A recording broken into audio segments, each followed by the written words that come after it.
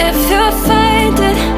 I've been too much on your. मैं आपको यहाँ पे बताऊंगी कि जो अपना जैसे अपन ने सी लैंग्वेज का प्रोग्राम लिखा जिसमें अपन ने एडिशन किया, तो उसमें अपन ने फंक्शंस यूज़ किए, जैसे प्रिंट फंक्शन, स्कैन फंक्शन, ये सारे सी लैंग्वेज के फंक्शंस होते हैं जो कि अपन ने प्रोग्राम में यूज़ किए हुए हैं। तो ये सारे फंक्शंस क्या कहलाते हैं, इनको बोलते हैं इनबिल्ट फंक्शन। इनबिल्ट फंक्शन होता है, तो इसके लिए कि अपन ने कोड तो नहीं लिखा होता कि अपन प्रोग्राम में पहले इसका कोड लिखेंगे और इन फंक्शंस के बाद अपन अपना एडिशन का कोड लिखेंगे, ऐसा तो नहीं होता। ये ऑलरेडी अपन जब डाउनलोड करते हैं सी लैंग्वेज का, और जो कंपाइलर होता है वो मतलब ऑलरेडी हार्ड डिस्क में default as a default save होता है।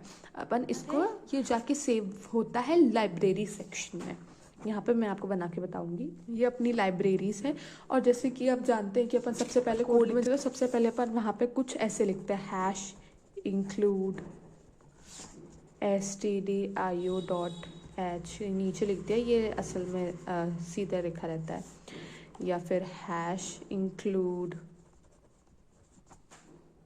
conio.h, ये सब हम लिखते हैं। तो ये क्या होता है कि एक पाथ देता है कि आपके कौन से लाइब्रेरी में जाके वो इनबिल्ट फंक्शन है।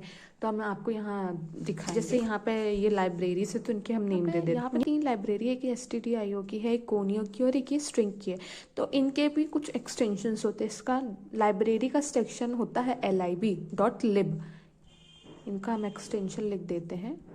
और इसके अंदर जो भी यहाँ पास से डेटा आता है वो थ्रू लिंकर आता है। मतलब जो अपना ओबीजी में जो अपना कोड रहता है वो इनकम्प्लीट कोड होता है, और उस इनकम्प्लीट कोड को कंप्लीट करने के लिए अपन लाइब्रेरीज के पास जाते हैं थ्रू लिंकर।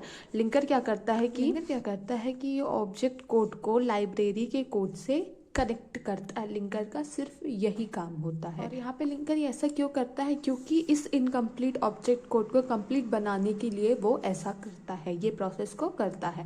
तो अब यहाँ पे भी जो कोड्स अवेलेबल होते हैं वो भी MLL कोड होते हैं। उसके बाद जो आउटपुट होता है लिंकर का, इस इनकम्प्लीट कोड को लाइब्रेरी में लिंक करने के बाद, उस कोड को कंप्लीट बनाने के बाद, वो कोड ऑटोमेटिकली लिंकर डिस्क पे सेव हो जाता है। मतलब बाय डिफॉल्ट वो फाइल्स में सेव हो जाता है हार्ड डिस्क की फाइल में।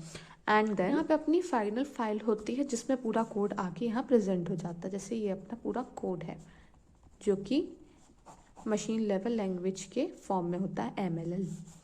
एंड इसको क्या बोलते हैं, ये अपना जो कोड होता है वो एग्जीक्यूटेबल कोड होता है। मतलब ये एग्जीक्यूशन के लिए रेडी हो जाता है, तो इसलिए अपन इसको एग्जीक्यूटेबल फाइल बोलते हैं। और जो इसके अंदर प्रेजेंट होता है उसको बोलते हैं अपन एग्जीक्यूटेबल कोड। और इसका भी एक एक्सटेंशन होता है जिसको अपन नाम दे देंगे। जैसे अपन ने एडिशन का कोड लिखा है तो अपन इसको नाम दे देंगे add.exe।